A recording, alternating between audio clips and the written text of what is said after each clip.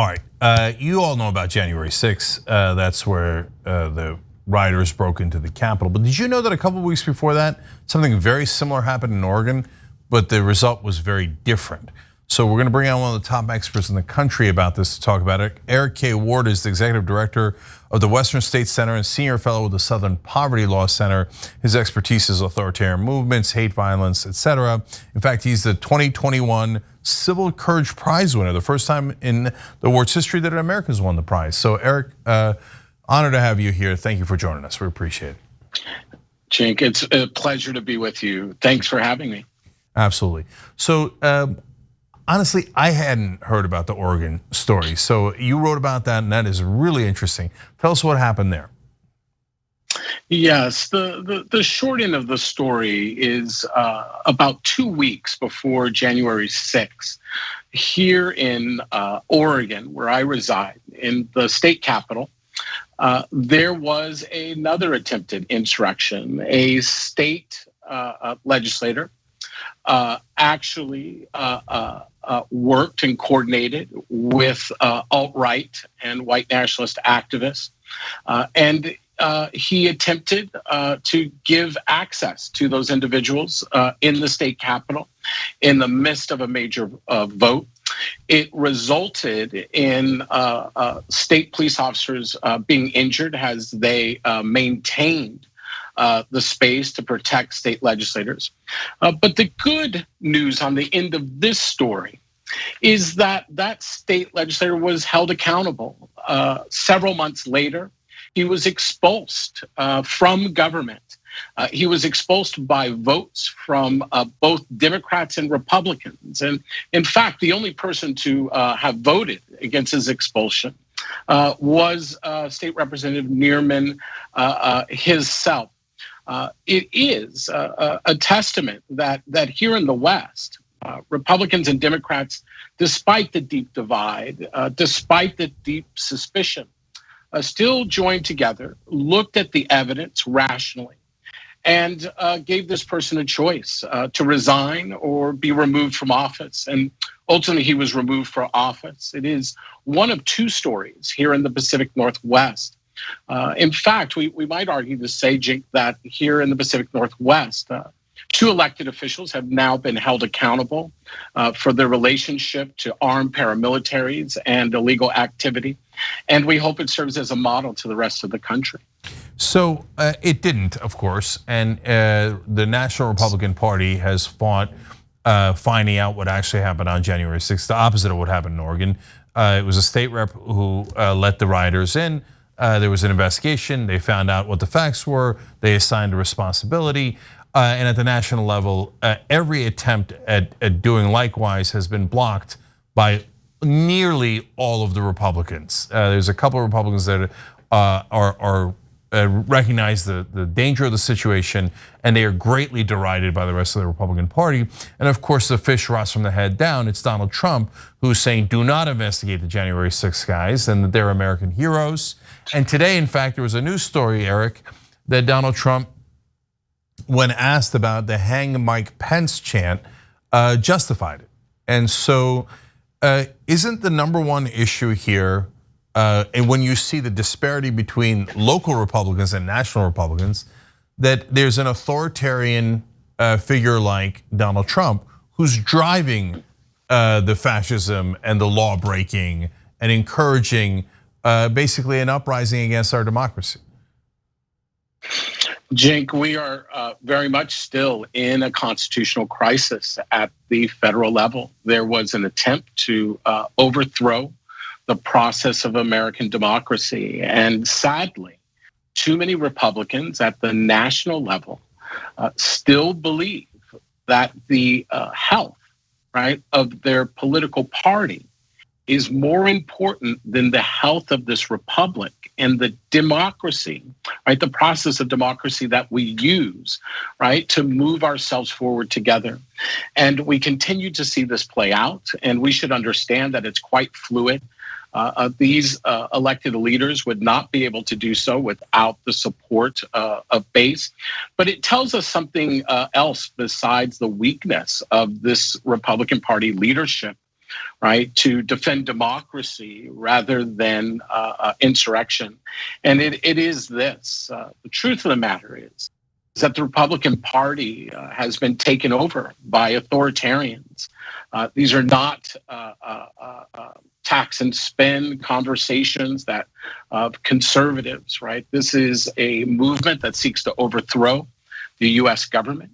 It seeks to overthrow the United States as we know it and to put into its place an authoritarian regime based off of a racialized idea of white supremacy.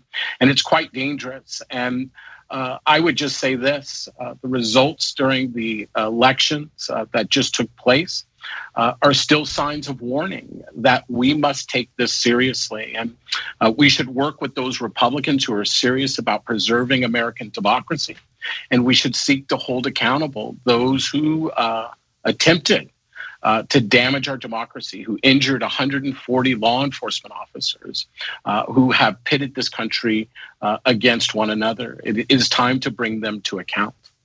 So yes, that gets us to what can we do about it? So look, Donald Trump considered martial law before he left office. They had a 3-hour debate and they would have invalidated, according to Mike Flynn, who was his former national security advisor, suggested invalidate the election, declare martial law, we'll live under military rule, and then we'll redo the election and we'll win, right? So that is a flat out coup attempt, a military coup attempt.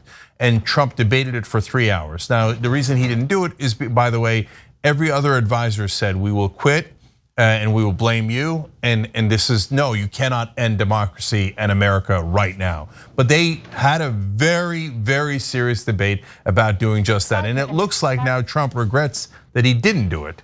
And so he's egging on further violence and you're seeing it come to fruition. There's dozens of stories. The guy with the truck filled with explosives that he said drove to Washington threatening to kill people. The guys who planted the pipe bombs at the DNC and the RNC. The guy who sent the bombs earlier when the pipe bombs when Trump was in president.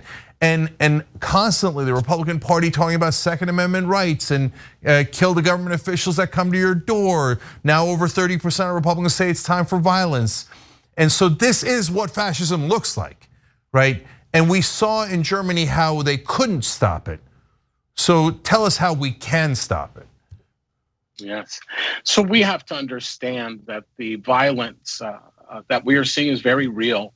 What began on January 6th in Washington, D.C. has not gone away. It is happening in communities around the country. And the targets are school board members, educators, health workers, and marginalized communities. Here down in Houston, we're all aware of the attempted arson on a Jewish house of worship. The list goes on around the country, and you're right, from attempted bombings to killings, intimidation, and harassment. So here's what we do. We have to understand that democracy, right, is the fear of authoritarians. The idea that people can decide their own affairs, right, based off of community, right, rather than the false notion of race is terrifying. So we have to begin to move forward and to practice the future. The practice the future means letting go of some despair. We just had a very hard election cycle that occurred, and we should take away from that election cycle that voter turnout and protection of the vote is the #1 priority in this country. The Republican Party that has been taken over by authoritarians understands one thing, that they cannot derail the United States of America through the legal protection of the vote in this country. Data after data, despite what occurred in this election, tells us several things. One is that Democrats are actually gaining seats, right? And this is why redistricting has become such a challenge. The Republican Party understands at the federal level that the majority of Americans seek an inclusive democracy, one that is grounded in accountability and transparency and opportunity rather than division. This is why they're focusing on state races to gain control of governorships, because that is one way of derailing democracy. So look, we have to stay mobilized in this moment, and we can't buy into the Republican despair, right? That their victory is inevitable. It's simply not true. But how they do win is through manipulating the vote, suppressing the vote, and intimidating us through political violence. And so we have to demand that the federal government, state governments, and local governments step up and defend democracy in this moment. And we do that by ensuring that they hold people accountable in civil and criminal court for engaging in physical intimidation in this moment. The protection of the practice of democracy, right, is the number one priority in this moment. We have to take it seriously. We have to begin to mobilize. The American public has to be heard. The big lesson from the elections that occurred a week ago is simply this, that when we demobilize, democracy suffers. So we have to stay engaged in this moment. We have to understand, right, that the authoritarian fight against America is not over yet. But Eric, yes, that's what we as citizens and voters have to do, but it's not really on us, to be honest, right? And so we believe in democracy. So the Republicans won in Virginia. Nobody's threatening violence over it. Nobody's lying about it. We're not like the other side. It is not 50-50. We believe in democracy. They don't. And so, but the problem is fascists usually win when the other party's incredibly weak. And we have a situation now where the other party's incredibly weak. So they're passing restrictive voting laws all across the country in red states. And you could undo those with a federal law. One is proposed, but the Democrats cannot pass it. They will not pass it. It is the bare minimum to fight off authoritarian government. And the Democratic Party is so incompetent that they won't do it. So is it not also the fault of the Democrats? The Democrats have to end the filibuster. It is time to defend democracy, right? Not administrative rules that have no constitutional meaning in this republic that uses democracy as its process of decision making. It is being used to strangle American democracy, and it is time for the Democratic Party and its leadership to step up and step forward, right, on behalf of the American people. We want to be heard. Poll after poll shows that the American public, right, wants to have conversations about the challenges that face us. Even Republicans want to have these conversations. A recent poll released by Newsweek shows that over half of Republicans actually want to have race and the history of racism taught in public schools, right? We are being drowned by a minority that doesn't even seek, right, to have a debate. It seeks to kill American democracy, and until the filibuster is ended, right, we will be helpless, both the American public and those we have elected to defend the United States of America. Yeah, and look, you're absolutely right. It's about half the Republican Party. In that poll, 54% said yes, the history of racism should be taught. 54% of Republicans said that, a much higher percentage overall. And so half the Republican Party is bullying the rest of the country into going to an authoritarian form of government that relies on vigilante violence to maintain its power. And then, but you know why they're not? We're out of time. But you know why they're not ending the filibuster? Because there's several Democrats, and it's not just Manchin and Sinema, that are actually on the Republican side. And the reason is greed, greed, greed. They want to make sure that taxes are not raised on the wealthy and on corporations. So they're willing to sacrifice African Americans, and they're willing to sacrifice the whole country and potentially our democracy based on their greed. And so until we all uniformly call them out for what it is and stop listening to Biden and Pelosi and Schumer, who tell you to never criticize Democrats, even if they help Republicans, we cannot get anything done. We've got to do a rebellion against the Democratic Party so that we can give them strength and courage to fight against the Republican Party. Not because they're Republicans, but because they're saying, let's go towards authoritarianism. So that's my opinion, Eric, but I don't see that happening on a mass scale. I see it's easy to fight against Trump, right? Or to say you're fighting against Trump, but I don't see any fight against the oppression of Biden and Pelosi and Schumer, who are aiding and abetting Manchin and Sinema, who are aiding and abetting the Republican Party, killing our democracy. Yeah, I know we are out of time, but I will just say, Jink, in closing, at least my last comments, I think we have to understand that we are in a moment where we are not going to get out of, right, through capitulation. We have to lean in to what we believe, our values, that people have the right to live, love, worship, and work free from fear and bigotry. And it is right? One of the key issues in this country, alongside bigotry, is the corruption, right, that leads to those who feed off of greed to exploit American society, not paying their fair share.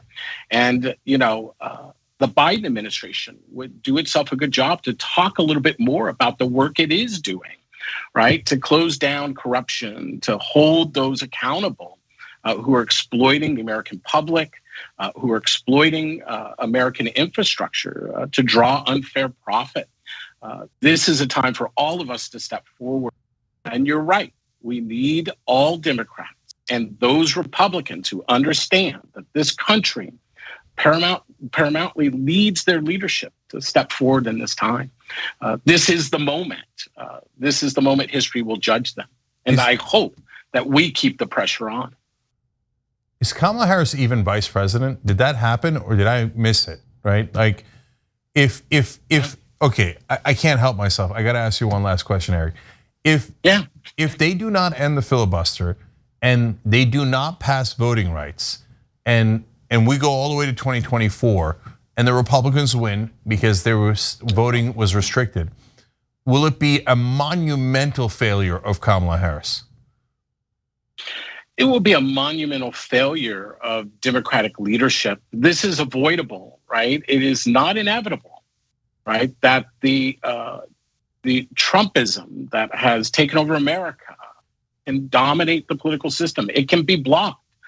But it can't be blocked if the filibuster isn't ended. It can't be blocked if we continue to believe that somehow this fight is going away. These folks are serious about overthrowing the United States, both through the bullet and through the ballot box. And we need our elected officials, right, to do their job right now. This will be a failure of tired Democratic Party leadership, but the price will be paid by everyday Americans like you and I and those down the street. Yeah, and I don't want anybody to misunderstand me. It will be more Joe Biden's fault. He's the president. She's the vice president. He's the president. And it's just as much on Pelosi and Schumer as well. But the reason I mentioned Kamala Harris is because corporate Democrats told us we need an African-American woman to stand up for her community. Well, this is the time. This is the time. If you're ever gonna stand up, you gotta stand up now. Otherwise, it was all honestly a lie. And it was all for personal greed and satisfaction and ego. And it was never meant to protect any of us. So I've never seen a more dangerous time in America. If they don't take action now, it's all on them for their failures. But Eric Ward fights back against this, and he's calling it like it is, and he has the courage to do that. So Eric, thank you for joining us. We appreciate it.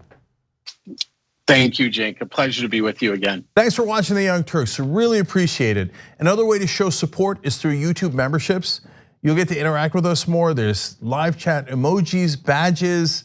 You've got emojis of me, Anna, John, JR. So those are super fun. But you also get playback of our exclusive member-only shows and specials right after they air. So all of that, all you gotta do is click that join button right underneath the video. Thank you.